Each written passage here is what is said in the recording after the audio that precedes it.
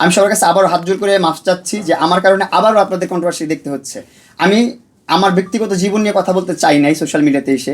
এই এখন যেটা বলতেছি এখন বাধ্য হয়ে বলতেছি, এখন না বললে দেখা যাচ্ছে আমার দেয়ালে পিঠ থেকে গেছে। তো তার সাথে আমার প্রথম বিয়ে হয়েছে, সে আমার প্রথম ওয়াইফ, তার সাথে আমি সুন্দর সংসার করতে চাইছি। হ্যাঁ, বনিবারটা হয় নাই, মারামারি হচ্ছে, ঝগড়াঝাটি হচ্ছে, মিলতেছে না। সংসার না হলে ওর মতো থাকবে, আমি আমার মতো থাকবো। লায়লা আমাকে বলছে যে তুমি আমার সাথে যতদিন থাকবা, কন্টেন্ট করবো শুধু, আমরা শুধু আমাদের সাথে কন্টেন্টের সম্পর্ক, এর বাইরে কোনো কিছু না। তোমার ব্যক্তিগত জীবনে যখন তোমার মনে হবে যে তুমি মুভ অন করবা, তুমি তোমার মতন কাজ করবা, তুমি তোমার মতন আলাদা থাকবা, তুমি থাকতে পারো, এতে আমার কোনো সে নাই। তো এই জিনিসটা কিন্তু যখন আমাকে বলছে তখন থেকে কিন্তু আমি আমার মতো করে কাজ করা শুরু করলাম।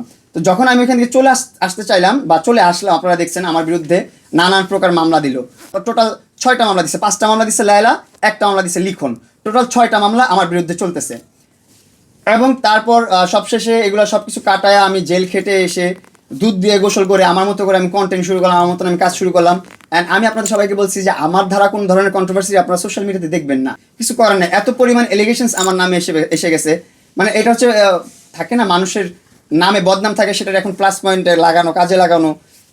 এখন সুযোগ নিচ্ছে, সুযোগে সদ্ব্যবহার করতেছে। হাতি গর্তায় পড়লে চামচিকাও লাথি মারে, এটা স্বাভাবিক বিষয়।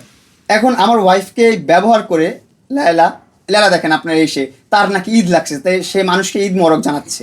কেন সে মানুষকে ঈদ মোবারক জানাবে? তার এখনও আমার লাইফ নিয়ে বদার। তার সাথে আমার সম্পর্ক বিচ্ছেদ 2 বছর 3 বছর হয়ে গেছে, লায়লার সাথে আমার কোনো সম্পর্ক নাই, 2-3 বছর হয়ে গেছে। হ্যাঁ, তো এখনও তার আমারে নিয়ে পড়ে থাকতে হবে। তার সাথে তার খাস চামচা লিখন এই বেটায় আমার ওয়াইফের বাসা যায় থাকে, আমার ওয়াইফের সাথে পড়ে থাকে, কন্টিনিউয়াসলি থাকে। তারা ব্রেন ওয়াশ করতেছে, দেখবেন কানে কানে শিখাই দিতেছে কী কী বলতে হবে ইন্টারভিউতে, সেগুলো আমার ওয়াইফ বলতেছে আমার বিরুদ্ধে। সো এটার পুরোটাকে ষড়যন্ত্র আমাকে ধ্বংস করার। তো আমার তো আর পৃথিবীর কেউ ধ্বংস করতে পারবে না। আমি যাকে ভালোবাসি, যে আমার অর্ধাঙ্গিনী, যাকে আমি ভালোবাসি, যে আমার লাইফের একটা পার্ট, আমার বুকের পাঁজরের বা পাশের হাড়টা দিয়ে তাকে তৈরি করা হয়েছে আমি মনে করি, সেই জন্য সে আমার ওয়াইফ হয়েছে। কেউ চাইলেই কাউকে বিয়ে করতে পারে না। এখনও স্টিল ও আমার ওয়াইফ, ওর সাথে আমার ডিভোর্স হয় নাই। আমরা সেপারেশনে গেছি আপনার 18 তারিখ সেপারেশনে যাওয়ার পর ওর ফ্যামিলি নিয়ে আমার ফ্যামিলির কাছে গেছে। আমি বলছি মোহনা যা চাও তুমি তাই করতে পারো, আমি সব কিছুতে রাজি, আমি ডিনাই করতেছি না। তুমি যদি আমার সাথে থাকতে চাও আমি তোমার সাথে থাকতে রাজি, তুমি যদি চলে যেতে চাও আমি তোমাকে বাধা দেবো না, বা আমি তোমাকে ক্ষতিগ্রস্ত করবো না কোনোভাবে।